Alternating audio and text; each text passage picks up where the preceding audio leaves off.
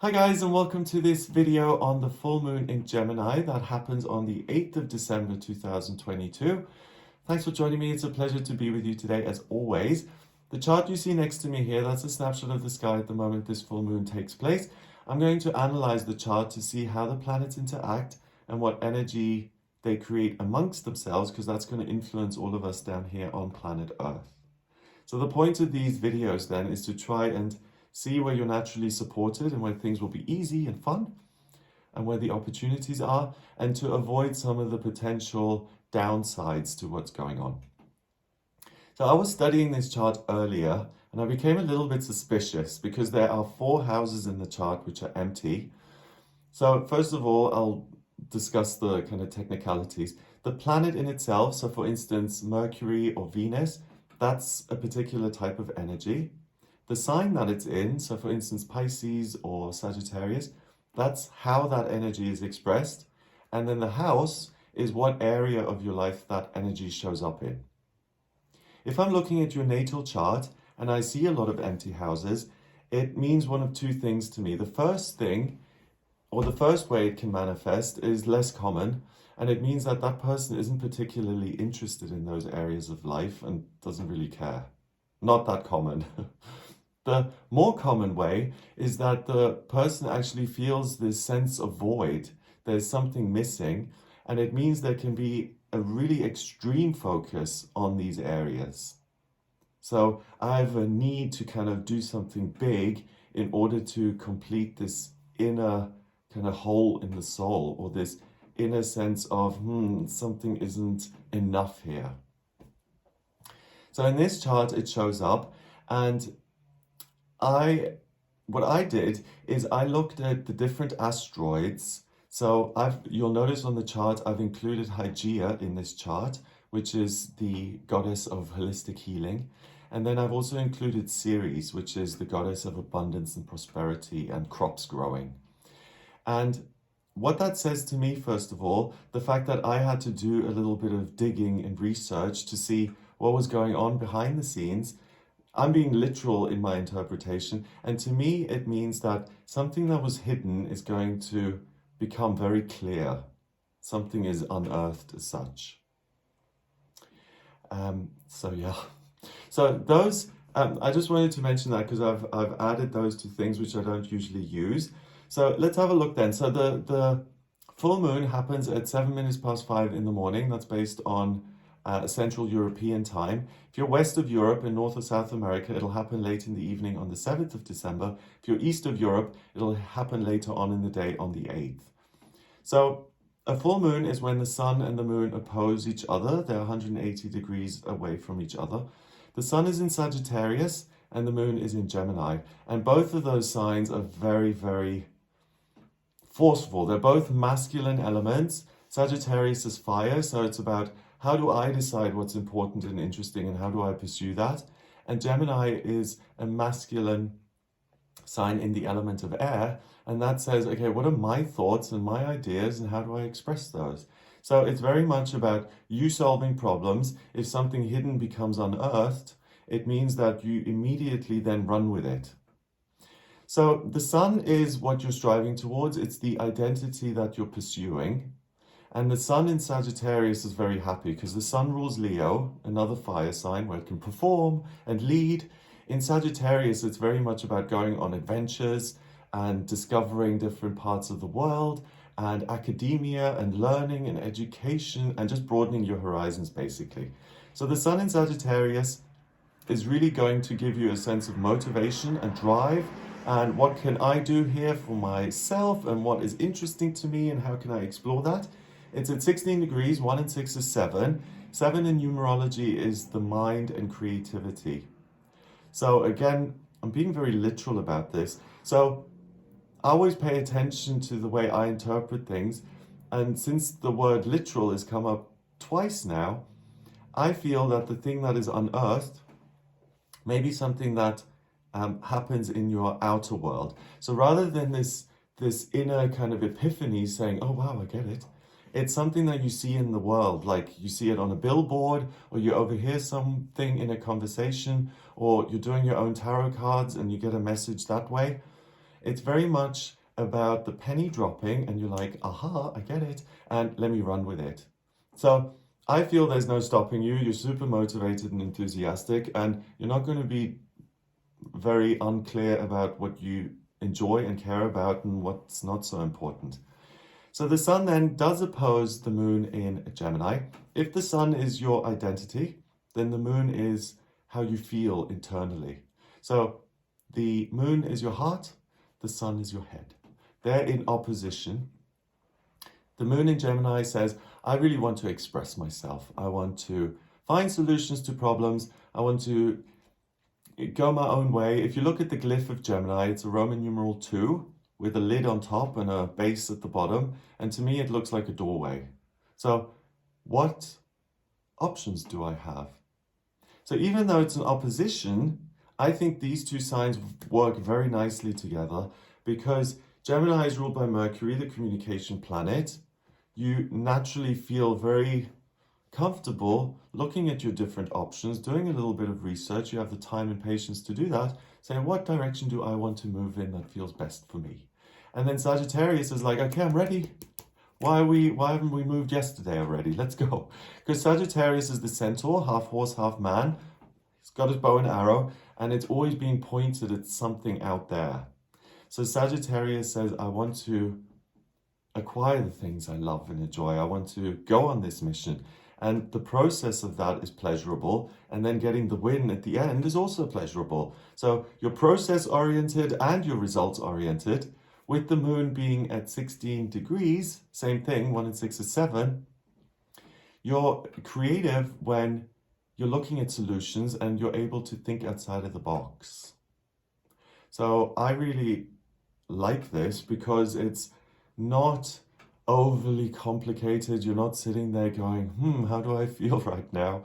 It's not about that. It's about, I know what I feel. I know what excites me. How am I going to make that happen for myself? What kind of life do I want to create for myself? Or what do I want to experience now?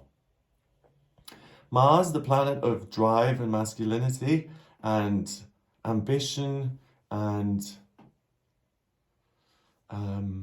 what you're willing to fight for as such, is also at 16 degrees in Gemini. It's right on top of the moon. So that kind of tinges the moon. Astrologically, I see this moon as the color red. I don't think it's actually a blood moon, but in terms of the energy, it's very much about red, which is passion, which is the root chakra, my connection to earth, and how can I manifest my inner desires and make them real. So if there's something you've been longing to do for a long time, yes, if there's been a desire that you've really not been able to pursue, you've been busy with other things, that's going to come back very clearly, and you're going to be reminded that, hey, actually, you have a potential hobby here, or you have a potential life purpose that hasn't been fulfilled. The universe kind of comes and says, hello, this is what you're good at. I'm reminding you, please look at this at some point. You're missing out.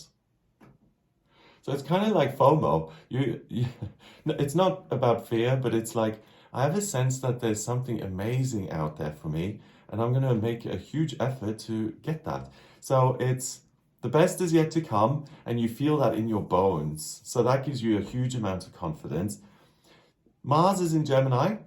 So the desire is to problem solve, to find solutions on your own, and to find a different way forward, an alternative. So that's nice because if you're being presented by someone, you're being presented like with a done deal by someone else or an institution that says, hey, this is the way it's got to be, then you're like, actually, does it? Other times you may accept that and say, okay, they're much wiser and more informed than me and they have more experience, they know more than me, so I'll accept their guidance. Here, you're much more skeptical, you're much more critical, and you're only going to pursue something if it feels right for you. So that, again, is priceless because it's like this inner insurance policy that says, if I'm not quite sure, no. So the things that you do move ahead with, you can be sure that they are things that are genuine and that you really genuinely care about. And I also don't think that there's going to be an overly strong concern about failure or not getting what you want. I don't think with this full moon you even consider that. You're just like, this is important to me, so I'm going to try it. I'm going to find my own way forward.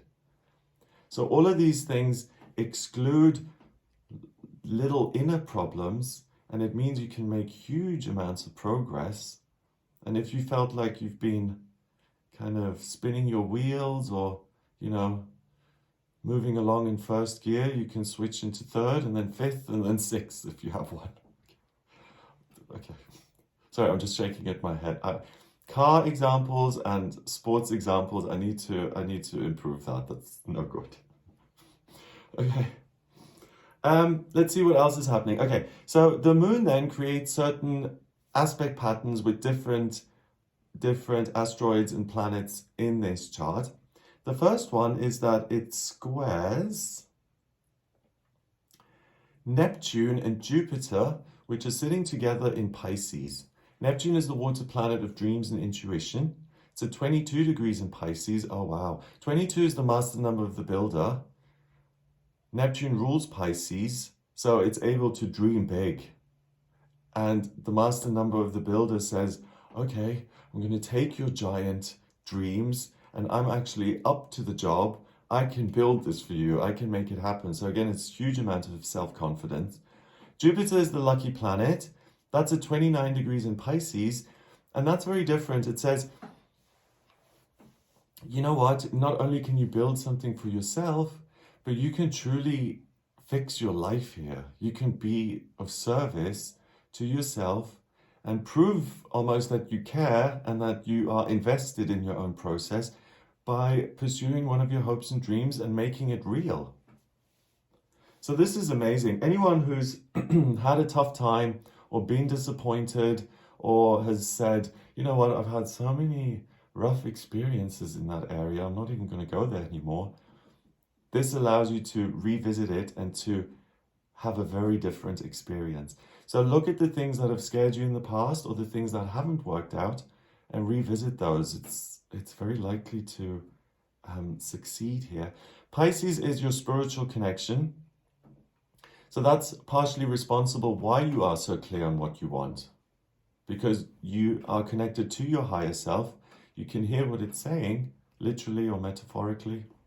And there's really no confusion. Similar to the sun in Gemini. The sun in Sagittarius and the moon in Gemini, I mean. So Neptune and Jupiter then square Venus in Sagittarius, Hygeia in Sagittarius, and Mercury in Capricorn. Mercury is the communication planet. In Capricorn, it's very good at, it likes ritual. Capricorn is work, it's the physical world, it's an earth sign. So it likes to look at setting a goal and what action steps are required to get to that goal. So it's different to Sagittarius. It's much more focused on the process of getting where you want to go, and it's very serious. So again, with Mercury being in an earth sign, you're going to get a lot of messages from signs and symbols and messages that come from nature, other people, the real world, body language, anything that's tangible. Venus is the planet of love, beauty, and creativity. That's in Sagittarius. So again, the literal meaning is that what I love to do is to explore. I want to discover something new here. And because it's at 27 degrees, 2 and 7 is 9. 9 is the vibration of the hermit and the mystic. It's spirituality and completion. So I want to go and explore my life so that not only do I pursue the things that I enjoy, but that I'm doing something which naturally makes sense at my core level. So again, you're not conflicted whatsoever. Hygeia then is about balance. It's about healing yourself and looking at the little details that are required to make you feel good. So am I comfortable when I go and sleep at night? Do I get a good night's sleep? How am I eating? How are my relationships? Are these balanced, or is something out of order and is it causing me pain? It's at 24 degrees in Sagittarius. So it's looking for healing. It's looking for balance. So this isn't just you being like self-absorbed and saying, do you know what? I really don't care about my job right now. I'm going on a holiday. It's not irresponsible at all. It says, listen, this is your life. You may feel like something is missing. By exploring on this day during the full moon, and also a full moon, by the way, is like a 3-day event. It builds up, then it actually happens, and then there's a little bit of a down process. So you have a 3-day kind of window here to explore your life, to explore the world around you, and to acquire something that brings more balance and healing into your life. Okay, the moon in Gemini then forms a trine with Saturn in Aquarius at 20 degrees. Saturn is security and structure. It's like a concrete slab that you can build something permanent on, right? In Aquarius, it's I have respect for education, the greater wisdom of those who have come before me. I need to educate myself. I may not have all the answers, but I certainly have access to them. At 20 degrees, 1 and 2 is a relationship. It's cooperation with other people. It allows you to listen to other people who may have been there or done this, and you're able to get the right info that you need. So if you decide, okay, what's really important for me is to pursue the right career path. I really want to know what's right for me. Then not even so much I want to know what's right for me, because you know that via the Sun in Sagittarius and the Moon in Gemini, but I want to find out what action steps to take so that I can get that career for myself. So maybe I should speak to someone who's already working in that field. Maybe they can tell me how I can get my foot in the door, or how I can get the right course so that I have the skills to do something like that. So whatever area of your life you're looking at and you're excited about, other people and research and information, the internet, is going to help you with the actual legwork to get you there. Wow, so this is like almost too good to be true here. I love these kind of things. Next, the moon. The moon and Mars, they also oppose Hygeia. I've mentioned Hygeia. So it's this sense of I'm really, really focused on what's missing within, which is something similar I said with the houses, actually. That's the key thing that you're able to jump over. So this gap, the thing that's a vacuum that isn't fulfilled yet, you're able to hop over it and find the solution so that you can fill that void in your life. We have a quincux between the moon in Gemini and the rising, the ascendant in Scorpio. If I'm looking at your birth chart, I always interpret the rising sign as your default setting. If you're in a tight spot, in a difficult situation, this is what you can naturally use to manage it, or it's how you naturally react. It's the first thing that you jump to. It's the most accessible, it's easiest. Scorpio is a water sign that's very much about diving to the root issue so that you can understand it, transform it, and heal it. It's at 17 degrees, 1 and 7 is 8. 8 is strength and power. So you're incredibly in touch with your own feelings, and you know what's missing. Then Saturn in Aquarius says, okay, there are people who are going to help you. There's information out there to get you to point A, then B, and C, and the final destination D, which is that you've now got this thing which you felt was missing in your life. So Pluto rules Scorpio. Pluto is the planet of transformation and change, and that in itself doesn't connect with the moon, but it sits in this chart at 26 degrees of Capricorn. So Pluto Capricorn is, I want to change my practical circumstances, and at 26 degrees, 2 and 6 being 8, I have the strength to do that.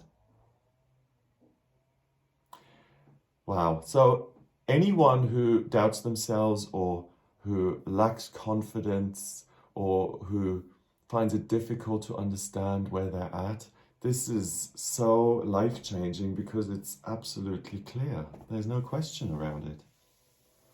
So those are the relationships, plural, that the moon has with other things. Let's see if there's anything else that really jumps out at me in this chart.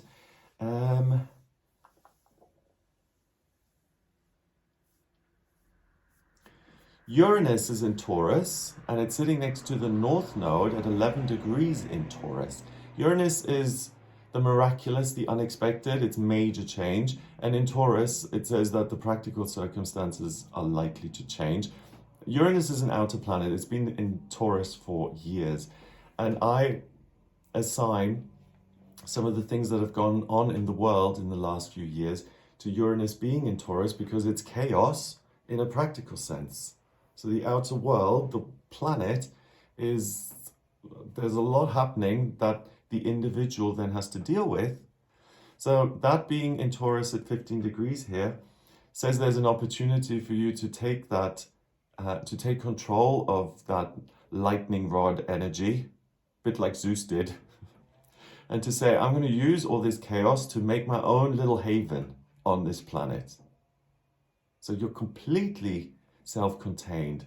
You're taking complete responsibility and accountability for your life.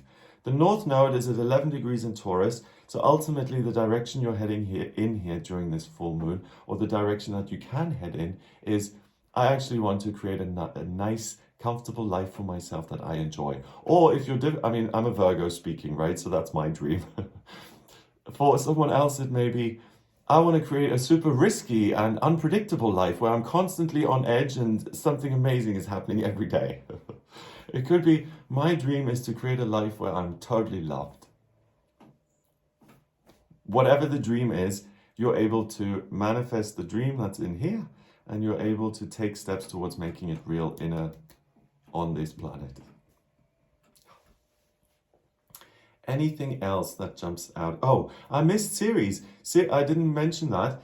I've also included Ceres, which is abundance in a practical sense. That's at 26 degrees in Virgo. So the thing where you're also very rich, I know, it's just one positive thing after the other. It's amazing. 26 degrees in Virgo, you have billions when it comes to being able to make sense of things, organizing your circumstances and lining them up so that you can get to where you want. So it's even planning the steps that are in front of you. So you're operating on every level. I know what I want in here. I see how I can do that in a practical sense. And I even understand what that could look like and how I can get there. So it's like you're being given a blueprint. It's like, this is the plan for you to realize your hopes and dreams. Wow. So what have we done to deserve this? It's amazing. Anything else? Let's see. If you tilt your head a little bit, or majorly, there's a big blue rectangle in this chart. That's known as a mystic rectangle, and it is what it does what it says. It means you have a mystic connection almost. The thing I mentioned earlier. Your higher self is so accessible to you. You're so able to understand yourself that it's almost on a mystical level. And this mystic rectangle connects Black Moon Lilith in Cancer, Ceres in Virgo, Pluto in Capricorn, and then Neptune and Jupiter in Pisces. So the big gift of having this connection is that your own reluctance or your own fears are nowhere to be seen. You feel rich within. I'm informed. I know what I'm doing. I know how I'm going to go about it. Pluto and Capricorn, I am able to change my life and to realize the dream. Strongest element on this day is Earth. Earth, again, is your work, your practical circumstances, your physical body, where you live, how you live. And the strongest mode on the day is mutable. So you're flexible, you're adaptable, and you're willing to make changes for yourself. So you're not digging your heels in and saying nothing is going to alter. You're like, yes, I want things to change. I want that. I like that. Okay. I'm just looking if I've missed anything. There is a T-square between the Moon and Jupiter and Neptune and Hygeia and Venus and Mercury. I've kind of mentioned those, but they create this red triangle. If you look at it this way, kind of thing, it's the opposition and then two squares which create a triangle, and that's an area of friction. So it's this I want to understand and I want to get moving and implement all of this, which I've mentioned. And then there's another T-square between Jupiter and Neptune, Hygeia, Venus and Mercury, and Ceres. So the other sense of friction is it is my responsibility to understand this. I'm not going to give my power away to anyone else. I am willing to learn and to listen, but ultimately, if this is going to happen, it's down to me. And that's a really kind of tough attitude. So you're a bit of a tough person here. You're like, yeah, I'm responsible for myself, and that's okay, and it's good. I like it. Okay, I like it.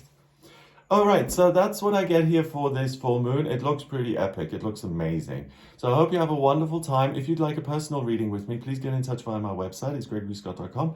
When you get to the front page, scroll down a little bit until you get to the button that says book your reading. Click on that to order your reading with me. And the way I've drawn up this chart, right there, I'll draw up your birth chart too. And I'll analyze that, and it tells me about your life purpose, your default setting, what you're moving towards, what your soul mission is, what direction you're trying to head in. It tells me about work and relationships and institutions and travel and hopes and dreams, spirituality. So if you have any questions at all, please do get in touch with me for a personal reading. If you like this video, then give it a thumbs up. Please hit subscribe and share the video online. Have an amazing time here during this full moon. And please let me know what is revealed to you, what hopes and dreams you're so certain about and how you pursue those. I'd love to hear. And then also the outcome. Tell us. It'll be amazing. I'd really like to hear that. So I'm really excited about this. Have a wonderful time, and I'll speak to you soon. Take care.